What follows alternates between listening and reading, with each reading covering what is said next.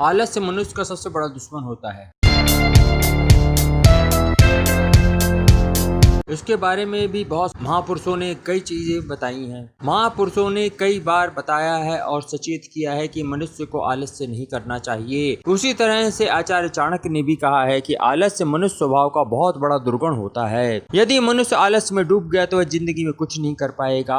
आलस्य को त्याग देना ही उसकी सफलता की प्रथम सीढ़ी होता है। अतः मनुष्य को सबसे पहले अपने आलस्य को जरूर ही त्यागना पड़ेगा। अगर आपने आलस्य को अपना संगी साथी बना लिया तो फिर तो आप अपनी सफलता के बारे में भूल ही जाइए, क्योंकि यदि सफलता पानी है तो आलस्य को त्यागना ही पड़ता है। आगे आचार्य चाणक्य कहते हैं कि आलस्य के कारण प्राप्त की गई विद्या भी अभ्यास के अभाव में नष्ट हो जाती है। दूसरे के हाथ में गया हुआ धन कभी वापस नहीं आता है। बीज यदि अच्छा होगा तभी फसल अच्छी होती है, यदि बीज खराब होगा तो फसल होगी ही नहीं। और आगे वो कहते हैं कि थोड़ा बीज डालने से तो खेत भी उजड़ जाते हैं, अर्थात आपको खेत जैसा है उतने ही बीज उसमें डालने ही पड़ेंगे, रोपने ही पड़ेंगे, तभी आप अच्छी फसल पा सकते हैं। इसलिए अच्छे बीज का प्रयोग करना चाहिए। आगे वो कहते हैं कि एक ऐसी सेना भी नष्ट हो जाती है जिसका सेनापति कुशलता पूर्वक उसका संचालन ना कर सके। इसलिए सेनापति को भी कुशल संचालक होना चाहिए, यानी सेनापति इतना सक्षम होना चाहिए कि वह पूरी सेना को संभाल सके और शत्रु की सेना का विनाश कर सके। जो शत्रु की सेना का विनाश कर सकेगा